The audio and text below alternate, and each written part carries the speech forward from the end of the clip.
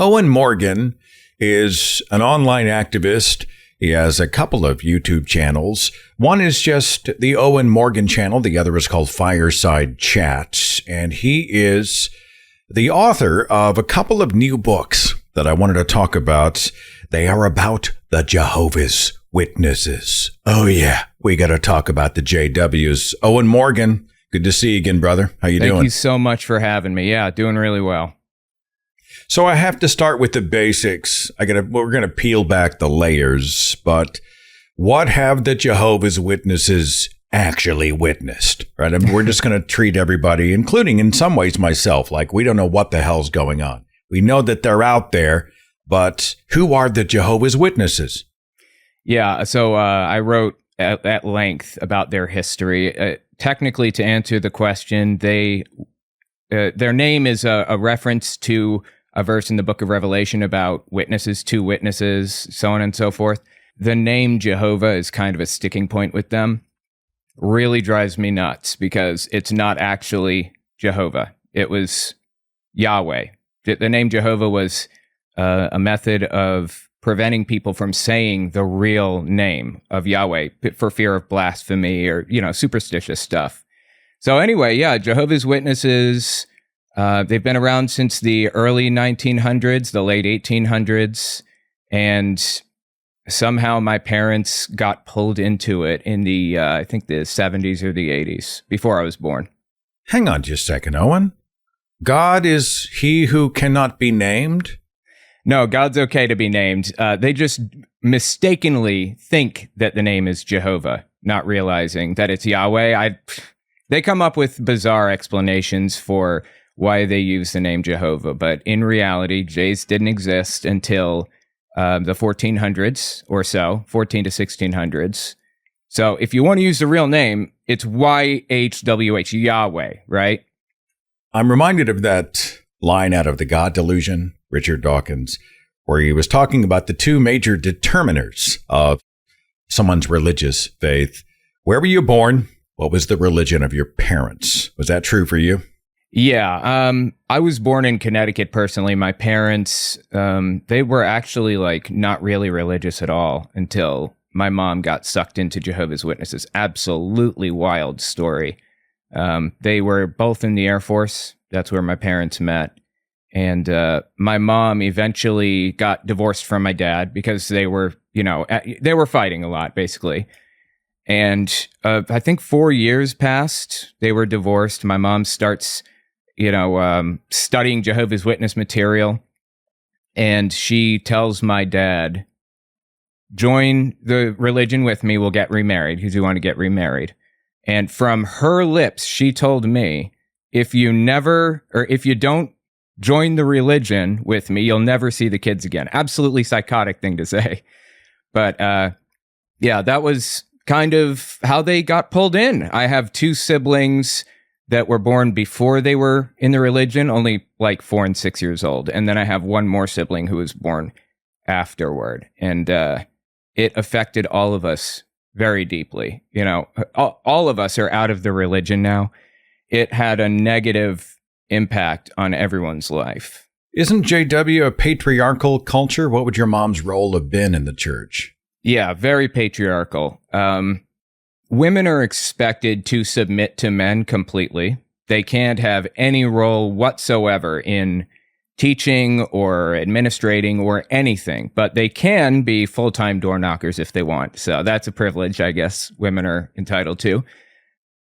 If a woman if a woman has no option but to lead or to teach, I was 14 years old, just got baptized, but my mom was the spiritually mature person, if you will. In that case, she has to wear a head covering, like a hijab, effectively. An absolutely wild belief and an absolutely wild practice to find in Christianity, seems to me. They're covering her for what? To shield the eyes of men from potential temptation, like in Islam?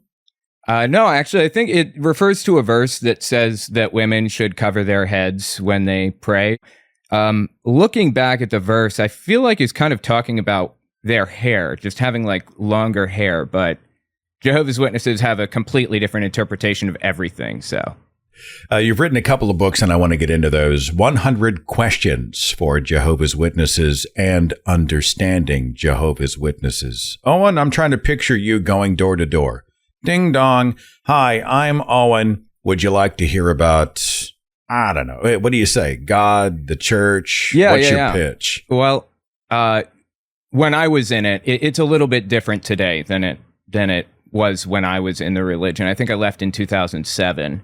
But all through the 2000s and the 90s, I was knocking on doors, and they give you, at the time, they gave me a watchtower and an awake. I think there were two of each every month. So, all right, I'm sorry. What, for those who don't know, what is watchtower and what is awake? Right. The watchtower and the awake are their periodical magazines. So 32 pages long each, and the awake is usually geared toward people who aren't really involved in the religion very much. It just kind of talks about like news articles, I guess, to some degree. You can see the same articles on their website today, although I think they've either slimmed down or erased the awake entirely.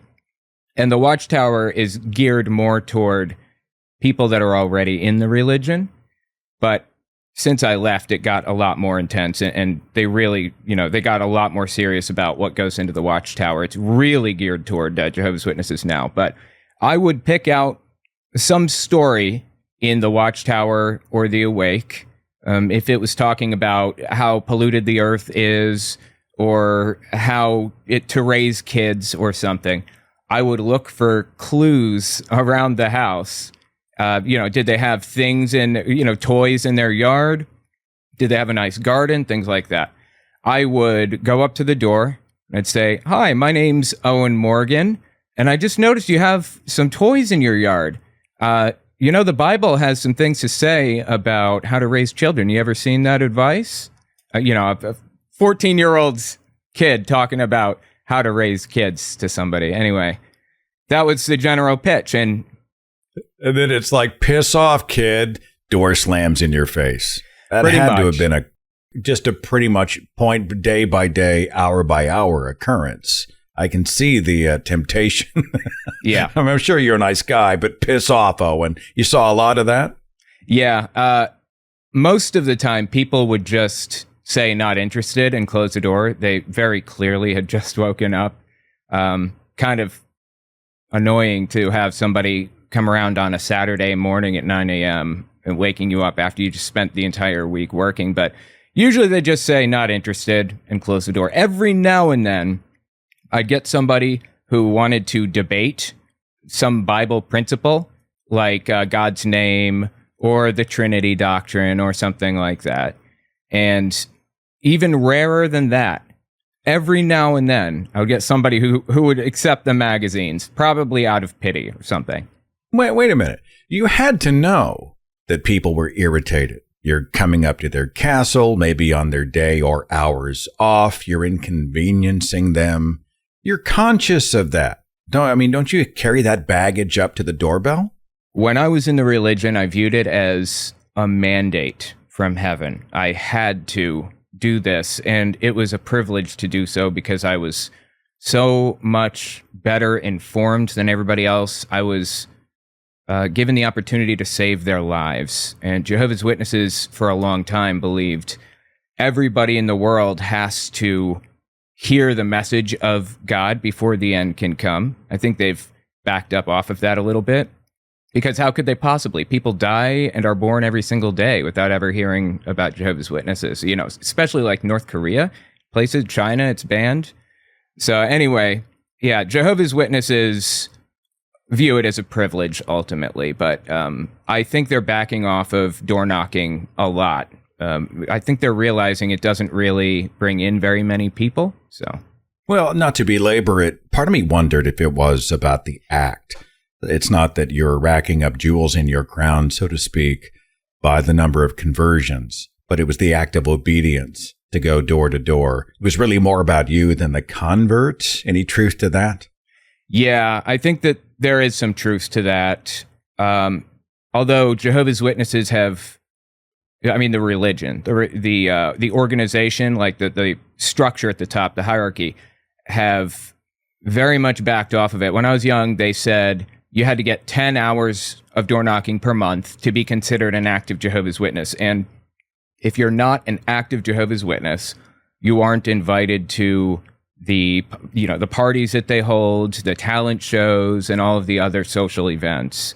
And you're not allowed to have outsider friends. So you're kind of forced into this box. Now, I think Jehovah's Witnesses recently backed off of that by saying you don't have to turn your hours in anymore unless you're a pioneer. So unless you're getting like between 50 and 70 hours per month and you've committed to that for like 12 months consecutively, you don't have to turn them in anymore. And that's a pretty big deal. But what the hell is a pioneer? I guess I need you to baptize me in terms, the hierarchy of Jehovah's Witnesses. Is that even possible? Oh, yeah, absolutely. If you hear any terms that don't sound familiar, I'm sure there are people out there who are also unfamiliar with it. Pioneers are people who agree to get a certain number of hours every month for 12 consecutive months. They have auxiliary pioneers who agree to get, I think it's like 50, or it was 50 hours a month when I was in it, for 1 month. And then special pioneers and missionaries are unique cases where they actually receive a stipend from the religion, but it's super rare. They've only had a few thousand since the founding of the religion, in the early 1900s. I was reading both of your books and in preparation for today, but really because I'm interested. We've talked a lot about the big ones, Christianity, Islam, and we've done some deeper dives into the Mormon church. But JW's, I will admit, is one that I hadn't known much about. I came away from the books struck by that it's really a religion of don'ts, isn't it? I mean, there's a bunch of stuff that's just off limits, forbidden, restrictive. Can you list some of the don'ts in the JWs? Oh, yeah. Actually, they have a real literal list in the Elders Manual. People aren't supposed to know that even exists. But it's easy to get online. So it's not like they're really hiding it. Matter of fact, they were in a court case not too long ago, and the prosecutor pulled the Elders Manual out. Anyway, there's a big, long list of it. Things like apostasy, hanging out with outsiders. And these are broad categories that get a lot more specific. And they list some of those specific things, too. Abortion, getting politically involved to any degree, of voting, being in the military, or anything like that. It gets absolutely wild. Blood transfusions, is that still on the list? You can't get a blood transfusion? Oh, yeah, that's on the list. Interestingly enough, blood transfusions, the verses that they use are from the Old Testament, and it says, you should not eat blood. So I look into it a little bit deeper, and I find that the word that was actually used meant to devour through your mouth and into your stomach. It didn't mean to take a life-saving medical treatment. They didn't have, the Jews of the Old Testament and Christians never had a problem with that. There were medical practices back then that were backward, bloodletting and things like that have existed throughout history. And Jews and Christians have never had an issue with doing that. But suddenly, seemingly out of nowhere, Jehovah's Witnesses refused to accept that. Now, this happened back in the, I think it was between the 50s and the 70s when it really started getting serious.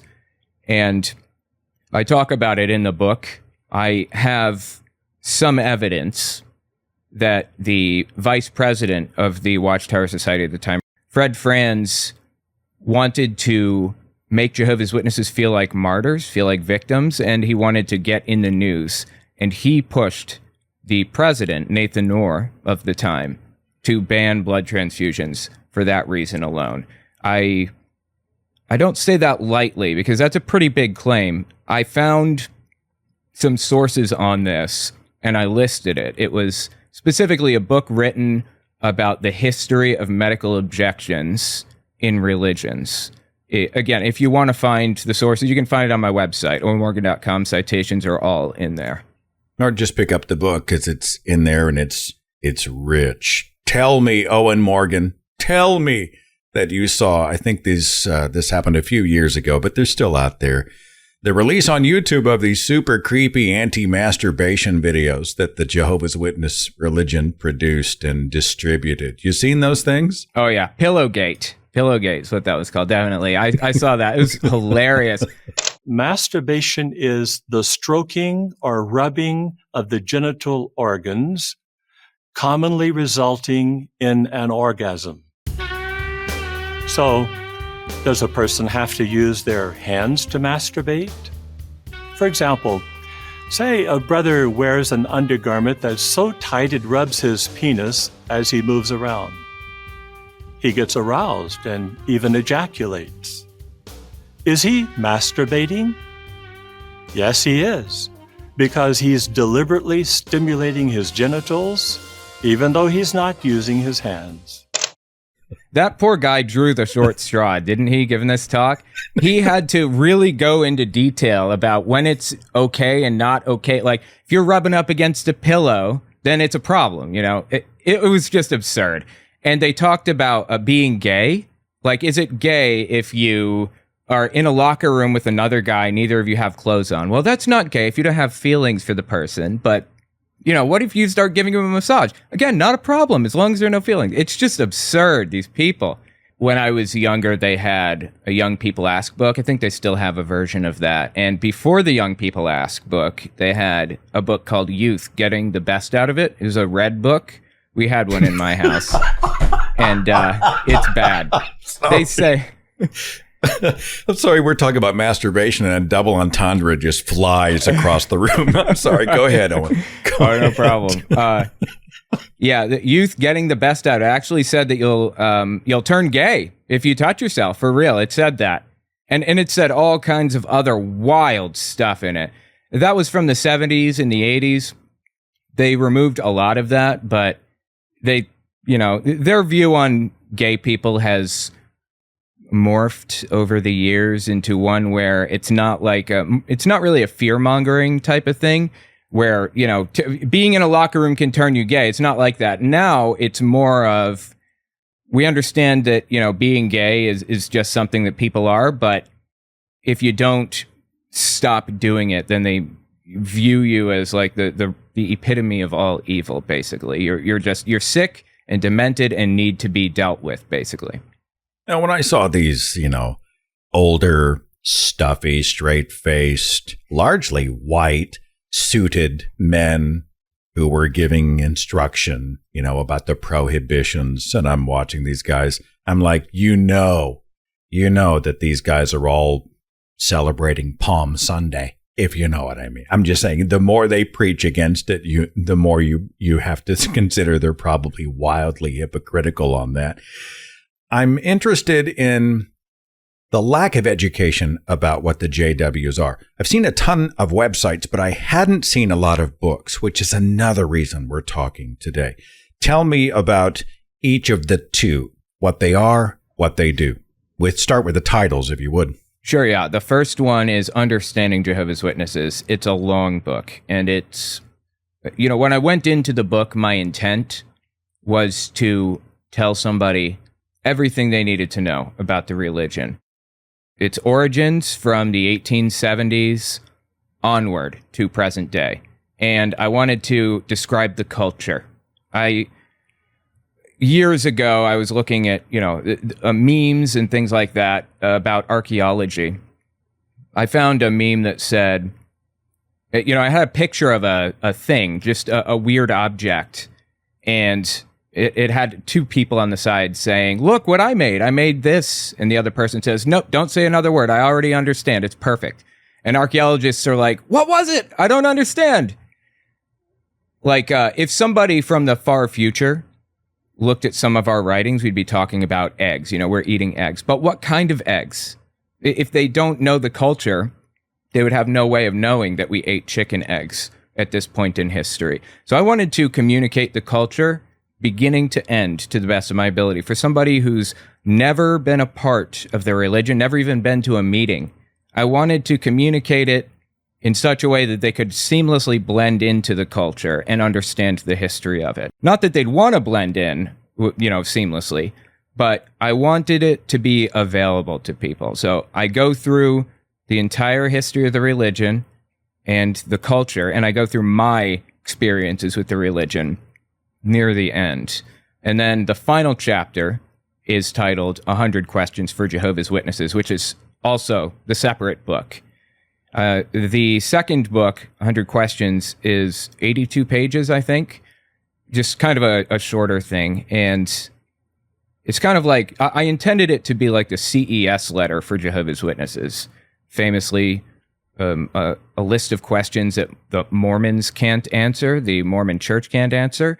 I wanted to do that for Jehovah's Witnesses too. So some of them are pretty straightforward and obvious, like why do you use the name Jehovah when it's actually Yahweh? But it contains sources to everything.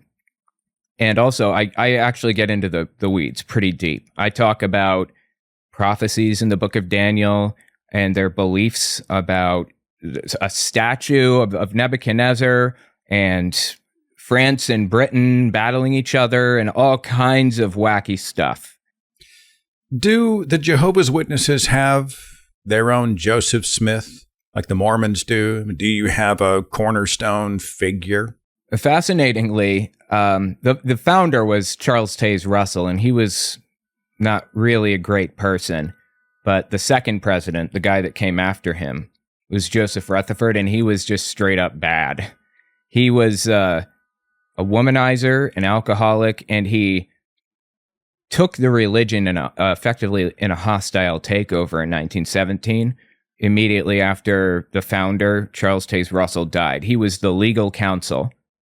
Previously supposedly a judge. I didn't find any hard evidence for that, but everybody called him the judge. And, I don't have any reason to, fight against the claim that he was a judge. I'm so skeptical about literally anything that I'm told by the Jehovah's Witnesses. So, anyway, Joseph Rutherford is still very revered by the religion. But if they really went back and looked at some of the wacky stuff that he said and did, and some of the deeply messed up stuff he did, I don't think they'd revere him like they do today. I was,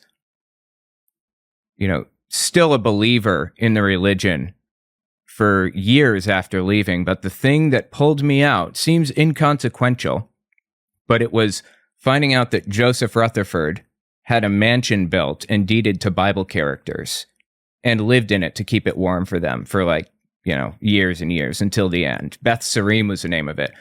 You never know what little thing is just going to click with somebody and make them realize that this is complete nonsense, like all of it. It's just garbage. Talking here with author and activist and ex-JW, Owen Morgan. Back to the 100 questions. You had written that before you're baptized into the church, you have to take a 100-question quiz? Absolutely. It's kind of an interesting quiz, actually. It's in the Organized to Do Jehovah's Will book, and that book's existed in some form for a long time. It's actually about 60 questions or 62, but in my congregation, they called it the 100 questions.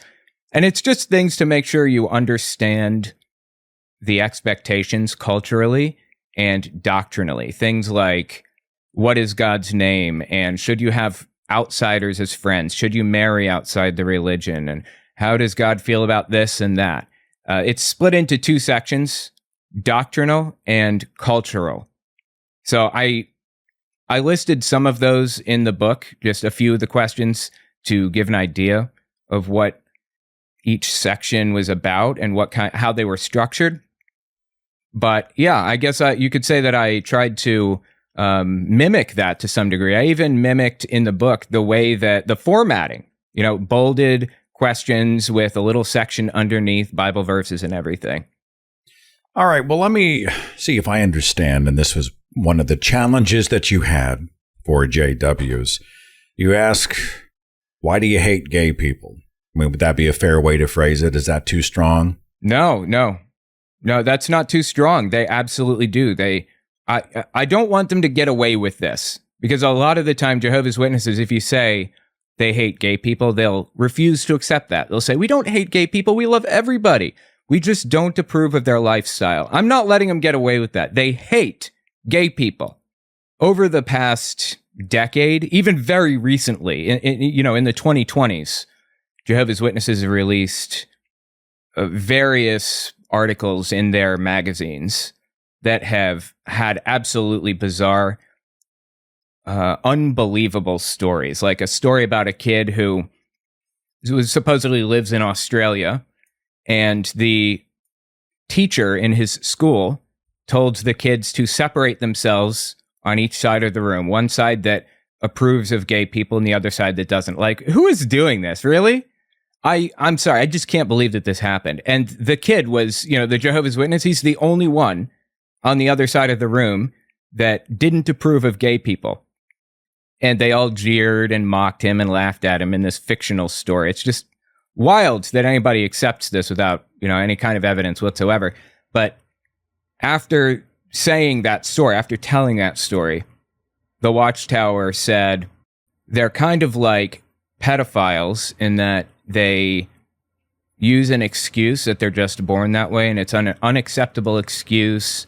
We don't accept it with pedophiles, and we shouldn't accept it with gay people, basically. That was the line. That's their current line that they hold. And in my mind, that's not loving somebody, but disapproving of something that they do. That's hating somebody. Well, you frame it against, and I don't want to misrepresent you. I may have to push back a little bit, so let's talk about it.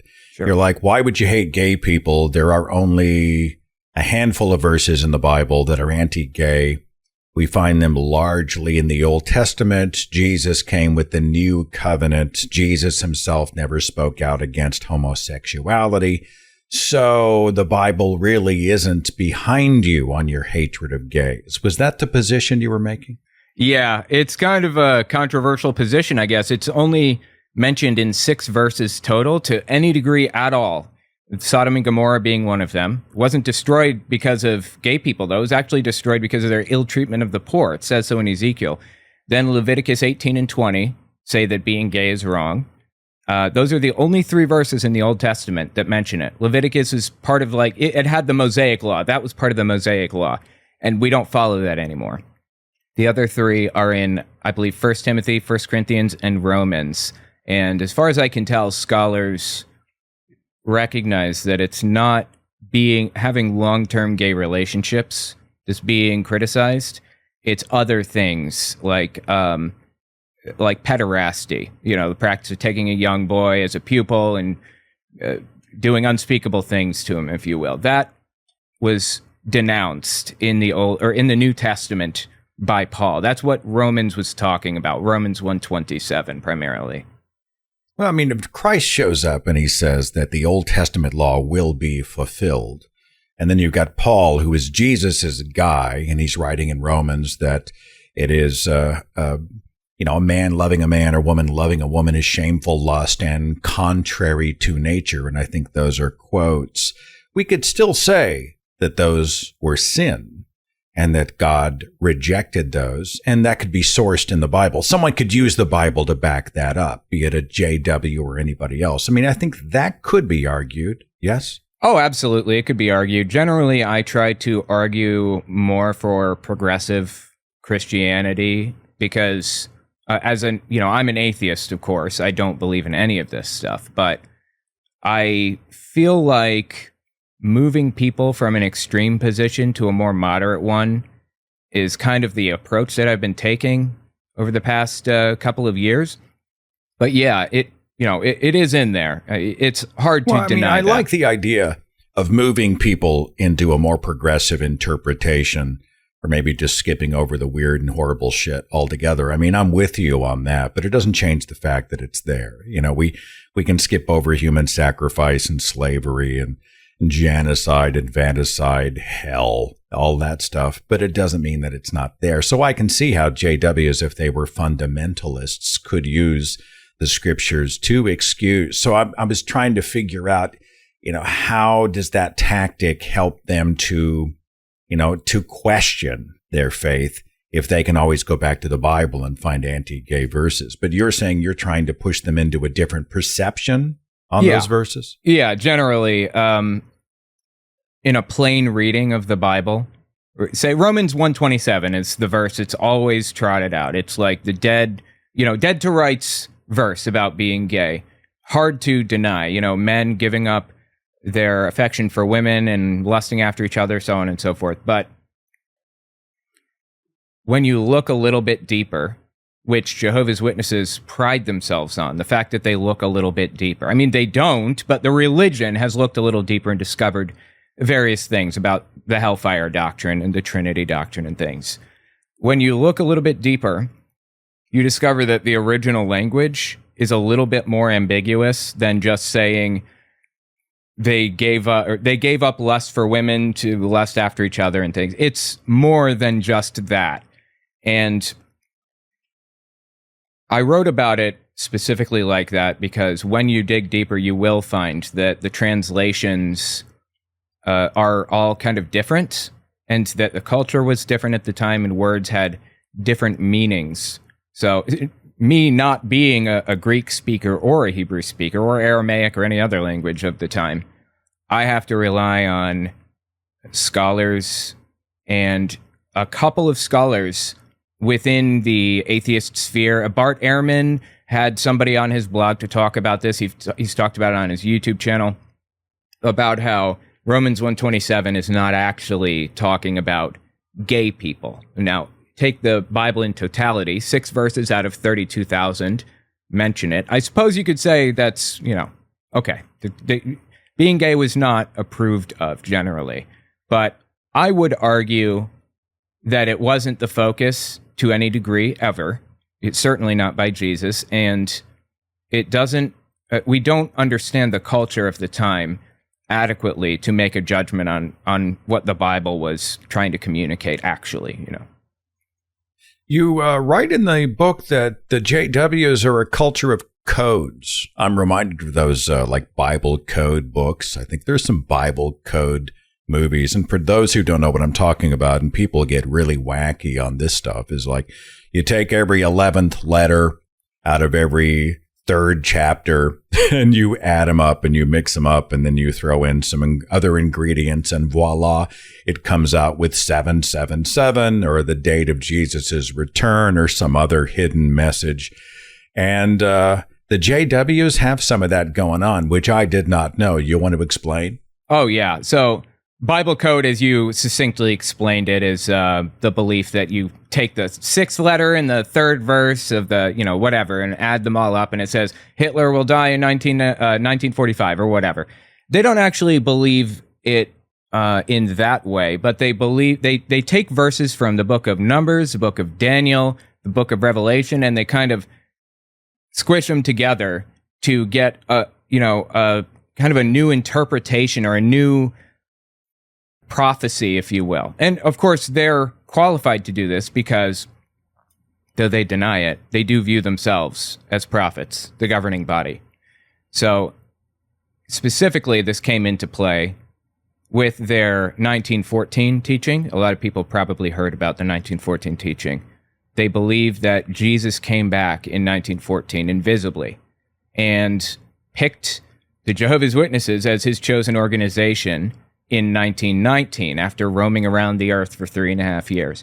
Now they've got, they get these numbers from all kinds of different places, and they're totally unconnected from anything at all, unconnected from each other.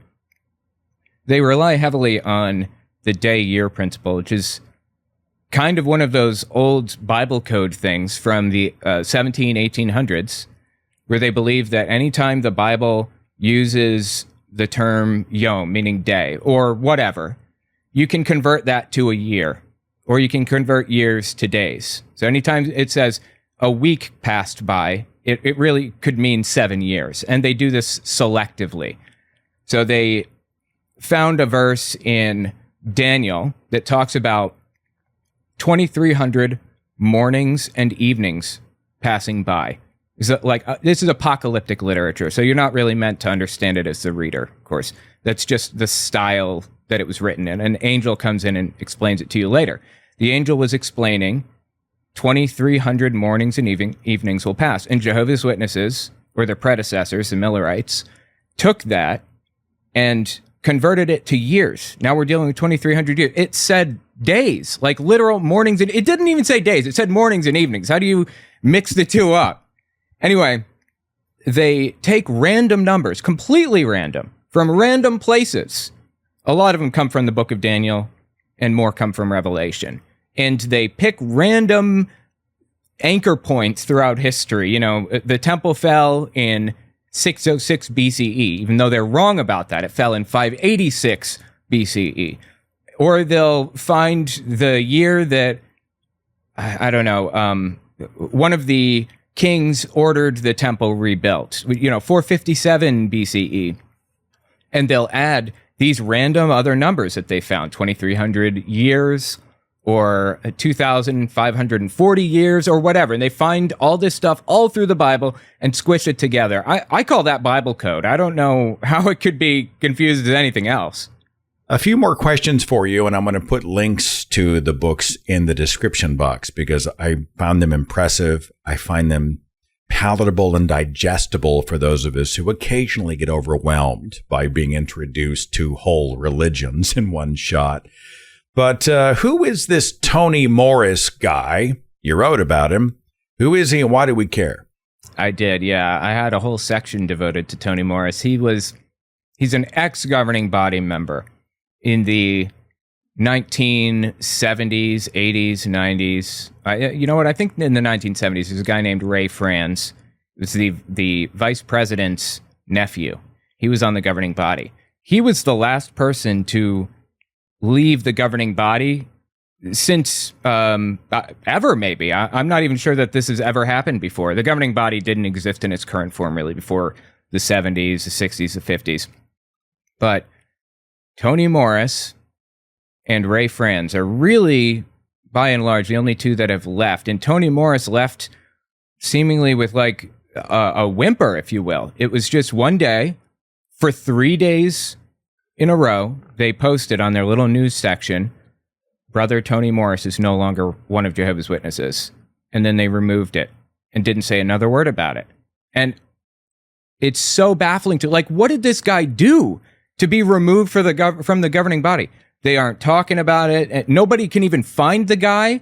He's supposed to be anointed, which means he has a special role to play in God's kingdom. You know, he's supposed to be raptured to heaven, one of 144,000 people that'll be raptured to heaven, given heaven's swords, and sent to slay his enemies in the end. He's supposed to hold a unique place within the religion as an anointed person.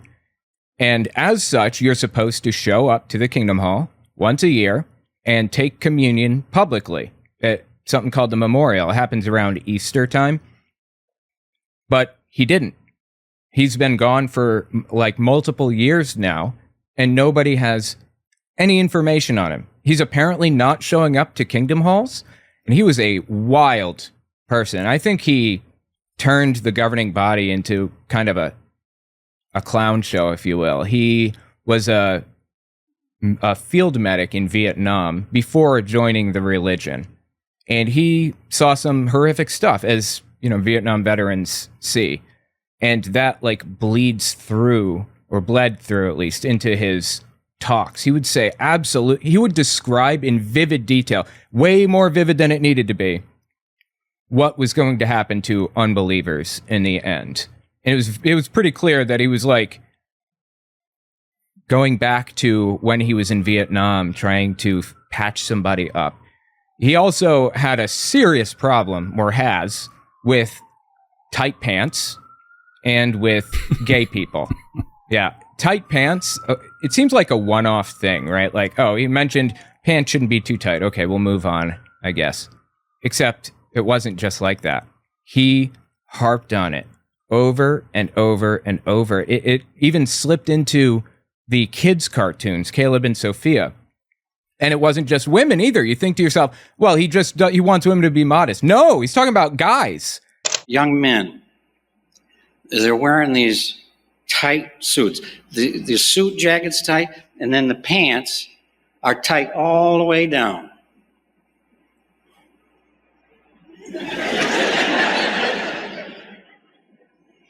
I'm a big guy. And some say, well, you wouldn't look good in one anyway. That's why you don't want one, sorry, buddy. I would never disrespect my Heavenly Father and dress like that. And what it is this Spanx, this skin-tight stuff they wear. Now, are any sisters wearing it in the ministry? No. I can't say I've ever seen that. But when they exercise, they leave their home and they're jogging in this stuff. Look at the verse. Is that appropriate to wear skin-tight Spanx or whatever they call it? That's not modest, and it's certainly not sound of mind. It's really not appropriate. He even went as far as to say there are homosexuals, quote unquote, that control the fashion industry, and they want to see you in tight pants, and that's why they're making tight pants at all, right? It's just wild. The guy was unhinged. Let me ask you this. We know the Mormon church is big business. I mean, massive, massive, major business. How about the JWs? We talking about a corporation or a religion or both? Well, I've thought about this a lot, and something that I reveal in the book that I haven't really been public about is, well, I guess I'm public about it now. I was involved in maintaining the servers that process their donations, their transactions. I was the guy that set up the donation servers that processed everything. That I ran the DNS systems, and this wasn't even like back when I was younger. I mean, this was not even that long ago. I've worked with these people for a long time, and it's a series of kind of cutouts. You know, Jehovah's Witnesses have another Jehovah's Witness that does this, and that Jehovah's Witness can hire contractors.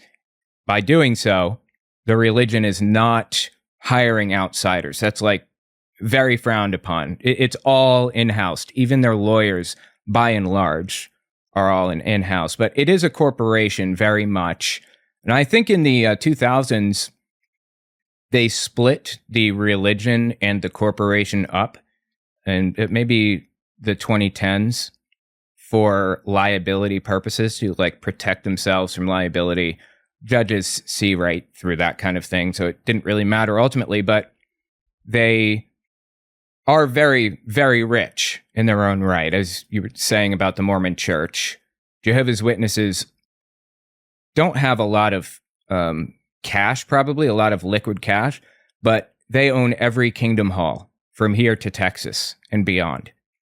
And the way that they have historically made money, aside from investing in the stock market and getting donations from their people, is they'll have their people build new Kingdom Halls. You know, they'll have a congregation do a quick build. Takes them like 3 days. They have all the materials delivered on Friday. On Monday, they're putting up the wallpaper, that kind of thing. It's kind of impressive, actually. And I've taken part in these too. So they'll throw a whole Kingdom Hall together in like a weekend, basically, and sell off the old one.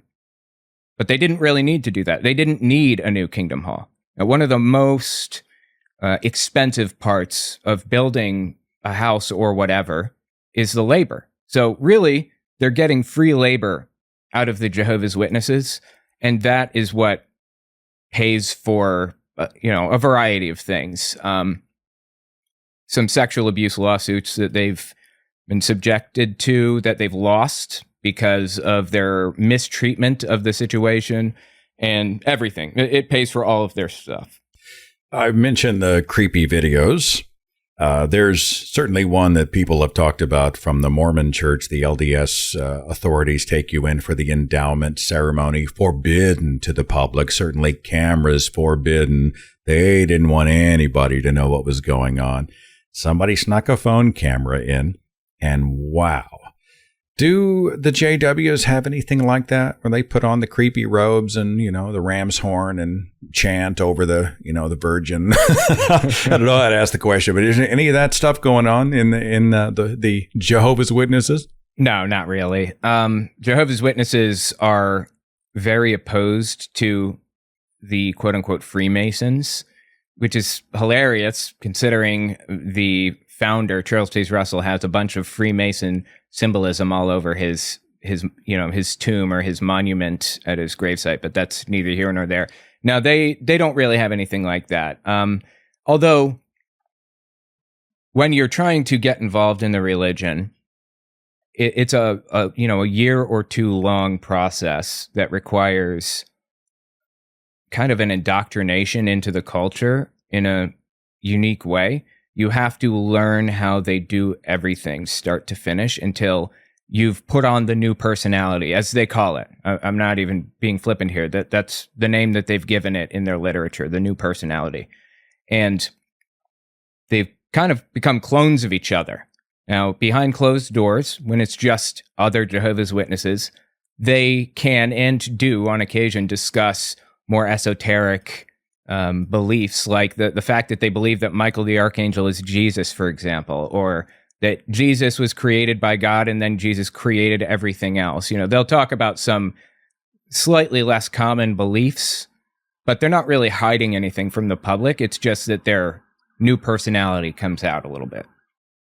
Do 144,000 go to heaven and the rest are screwed? Because we always talk about the 144. What's that about? Yeah, well, according to the Bible, the verse that's used to back up the rapture as common Christianity understands it, I believe it's in 1 Thessalonians. Paul's talking about people who were dying before Jesus came back to earth. And everybody was like, what's happening? He's not, they're not supposed to die. He's supposed to come back and set up a kingdom and all that other stuff, And Paul said, don't worry about it. When Jesus comes back, the ones that have died will come up out of their graves and meet Jesus halfway and escort him back to earth, trying to quell fears. Now, Jehovah's Witnesses accurately recognize that the rapture, as it's understood in common Christianity, is not actually biblical, as is, the Trinity, not actually a biblical teaching, and a couple of other things. And they use that factual information about the history and the culture of the time to bolster their credibility in other areas. Now, as far as the 144,000 go, they get that number, once again, from combining a billion verses. One from Revelation, one from Daniel, a whole bunch of other stuff. And the book, or the verse in Revelation, I think it's Revelation chapter 14, it says, this number shall be sealed. 12,000 from the tribe of Reuben, 12,000 from the tribe of Asher and Judah, so on and so forth. And it counts 144,000, 12 tribes total. And they believe that the 144,000 are people who just know, quote unquote, that they've been chosen by God. Everybody else is going to stay here on earth and have a kind of Garden of Eden 2.0. But the 144,000 go to heaven with Jesus and rule over the earth as joint heirs to the throne, kings and priests alongside him. And they judge people, and they will judge people when they get to heaven. And they will also execute judgment on people. They'll actually go down with the heaven swords and make it happen, and the whole 9 yards. So that's what the 144,000 is. That's what they believe about it. They're predestined. I mean, like before they were born, they're designated. You won the lottery. You get to go and sort of have dominion kind of deal. I'm not sure if they believe it's predestined. They don't actually address if it's predestined, but Calvinist religions believe in predestination. Jehovah's Witnesses don't believe in predestination like that. To become an anointed person, it's not something that you can work to achieve. It's just something that you know. That's it. If there's any doubt in your heart, then you're not. We can't talk about the Jehovah's Witnesses without really getting into the sinister shade of shunning. And more than, I think most people know it's a shunning culture. What I find interesting is that it really is a snitch culture too, right? I mean, you tell on your buddy, then they give you a cookie, right? You get a pat on the head, you get favor from the powers that be. So if somebody is going through something, or maybe they're doing something that's untoward, or they have doubts about the religion itself, and they whisper it to a buddy, a parent, a friend, a child, they have to worry that they're going to get turned in and there will be consequences. Can we talk about the more insidious nature of this sort of snitch culture, Owen? Yeah, absolutely. Jehovah's Witnesses have not always shunned. I mentioned Ray Franz earlier. They've changed their shunning policy a lot since Ray Franz. It has existed in some form for like decades and decades, but they get that from a verse, I believe in 1 Corinthians. It says a guy actually slept with his stepmother. That's real. That happened. That's what was described in 1 Corinthians. Well, that's the situation that played out in 1 Corinthians. Paul wrote the letter to the Corinthian congregation saying, don't even dine with such a man, who was bragging about it in church the way that this guy was. And the Corinthian congregation wrote back and said, we did what you said, and it was absolutely terrible, and we're not doing this anymore. And Paul said, yeah, you're right. This isn't right. This makes us look even worse than having people sleeping with their stepmother. So we probably shouldn't do any of this shunning stuff. So shunning started out kind of being biblical, but in the end is not supported or endorsed by the Bible. I'm no defender of the Bible. I'm just trying to get to true information here. And as far as I can tell, it's just not. Jehovah's Witnesses use that verse, though, in 1 Corinthians to justify shunning. They refuse to have anybody communicate with people on the outside who have left the religion. In fact, it's a disfellowshipping offense. You talk to someone on the outside, you will be disfellowshipped too. And they heavily discourage communication with the outside world generally. I was disfellowshipped when I was young. I think I was 18 years old, and it turned my life upside down, which is the point. They want to pull the rug out from under you, so you fall flat on your face, and you serve as an example to everybody around you not to do that anymore.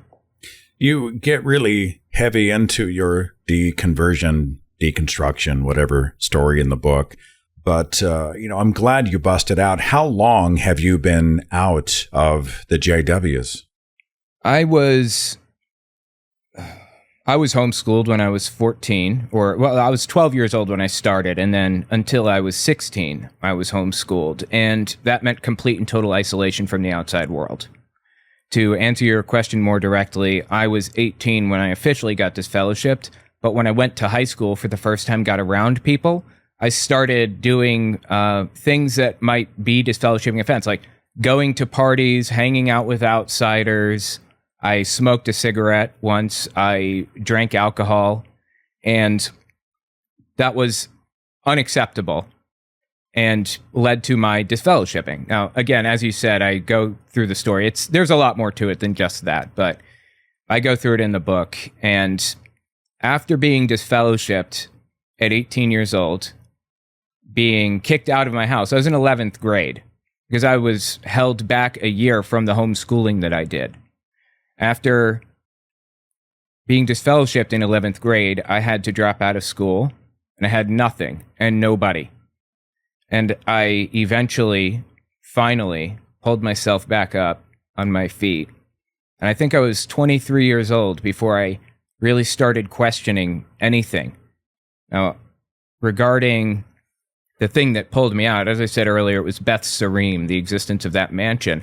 My brother-in-law at the time was sitting in the kitchen. He's a Jehovah's Witness. He's not supposed to be talking to me, but, my sister kind of made some leeway and said, okay, we'll talk to him. It's not a big deal. He's family. So my brother-in-law is sitting in the kitchen, and I'm in the kitchen with him, and he says, you know that Joseph Rutherford had that mansion built? And I had no idea. That was the thing that clicked me out of it. 23 before I realized this is nonsense. And Jehovah's Witnesses had spent so many years of my life convincing me that every other church was nonsense and pointing out real, actual logical flaws in the Catholic Church and the Methodist Church and things like that. Completely ignoring their own logical flaws, of course. So when I realized that Jehovah's Witnesses were also full of it, I just kind of walked away. I said, oh, this is all nonsense. It's good medicine, isn't it, to go out and blow the whistle. And the books are well written. They are well constructed. They are great reads. Understanding Jehovah's Witnesses, and then more of a kind of a pocket book, a summation of the last chapter, or was it just the last chapter? Is it the exact chapter? It's the exact chapter, copy and paste, except 100 Questions for Jehovah's Witnesses is basically copyright free. I put that in there. So you can download a PDF of it and you can have it printed, as many copies as you want. It's just non-commercial attribution. So keep the copyright page in and don't sell it to anybody. Yeah, I mean, the point is you want to get the word out. Yeah. But we also want to support people who are doing what Owen Morgan is doing. And I know, being an author, I know authors don't get, I mean, if you're not selling 100 million copies, if you're not selling 100,000 copies, you're not getting rich. The royalties on books are smaller than people realize. But I do find that there's merit in supporting through purchases. And I would encourage everybody to go and buy Understanding Jehovah's Witnesses by author and activist Owen Morgan. Links are in the description box. I will also include links to your website and your channels. Really good stuff today, brother, and it's always good to chat. Thanks for coming. Yeah, thank you so much. I'm going to have you on my channel sometime soon, too.